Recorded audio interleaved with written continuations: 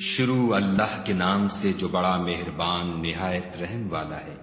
اے محمد صلی اللہ علیہ وآلہ وسلم، جو کپڑا لپیٹے پڑے ہو، اٹھو اور ہدایت کر دو، اور اپنے پروردگار کی بڑائی کرو، اور اپنے کپڑوں کو پاک رکھو اور ناپاکی سے دور رہو، اور اس نیت سے احسان نہ کرو کہ اس سے زیادہ کے طالب ہو، اور اپنے پروردگار کے لیے صبر کرو۔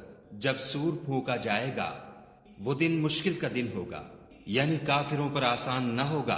ہمیں اس شخص سے سمجھ لینے دو جس کو ہم نے اکیلا پیدا کیا اور مال کثیر دیا، اور ہر وقت اس کے پاس حاضر رہنے والے بیٹے دیے، اور ہر طرح کے سامان میں وسعت دی۔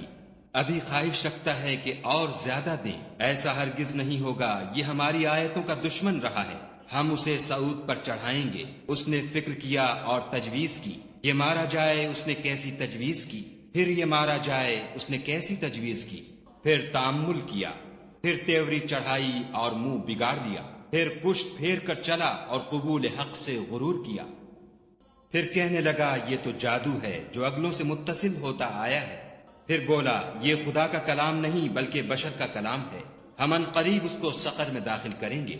اور تم کیا سمجھے کہ سقر کیا ہے؟ وہ آگ ہے کہ نہ باقی رکھے گی اور نہ چھوڑے گی، اور بدن کو جھلس کر سیاہ کر دے گی۔ اس پر 19 داروغہ ہیں، اور ہم نے دوزخ کے داروغہ فرشتے بنائے ہیں، اور ان کا شمار کافروں کی آزمائش کے لیے مقرر کیا ہے، اور اس لیے کہ اہل کتاب یقین کریں اور مومنوں کا ایمان اور زیادہ ہو، اور اہل کتاب اور مومن شک نہ لائیں، اور اس لیے کہ جن لوگوں کے دلوں میں نفاق کا مرض ہے اور جو کافر ہیں کہیں کہ اس مثال کے بیان کرنے سے خدا کا مقصود کیا ہے۔ اسی طرح خدا جس کو چاہتا ہے گمراہ کرتا ہے اور جس کو چاہتا ہے ہدایت دیتا ہے، اور تمہارے پروردگار کے لشکروں کو اس کے سوا کوئی نہیں جانتا، اور یہ تو بنی آدم کے لیے نصیحت ہے۔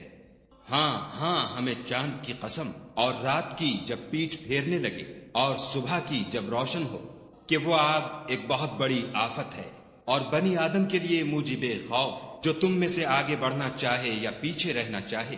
ہر شخص اپنے اعمال کے بدلے گروہ ہے، مگر داہنی طرف والے نیک لوگ کہ وہ باغہائے بہشت میں ہوں گے اور پوچھتے ہوں گے، یعنی آگ میں جلنے والے گناہ گاروں سے، کہ تم دوزخ میں کیوں پڑے؟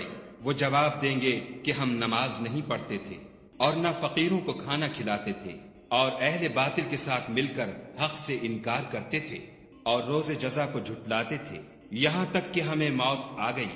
تو اس حال میں سفارش کرنے والوں کی سفارش ان کے حق میں کچھ فائدہ نہ دے گی۔ ان کو کیا ہوا ہے کہ نصیحت سے روگرداں ہو رہے ہیں، گویا گدھے ہیں کہ بدک جاتے ہیں، یعنی شیر سے ڈر کر بھاگ جاتے ہیں۔ اصل یہ ہے کہ ان میں سے ہر شخص یہ چاہتا ہے کہ اس کے پاس کھلی ہوئی کتاب آئے، ایسا ہرگز نہیں ہوگا۔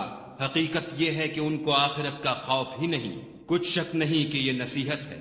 تو جو چاہے اسے یاد رکھے، اور یاد بھی تبھی رکھیں گے جب خدا چاہے، وہی ڈرنے کے لائق اور بخشش کا مالک ہے۔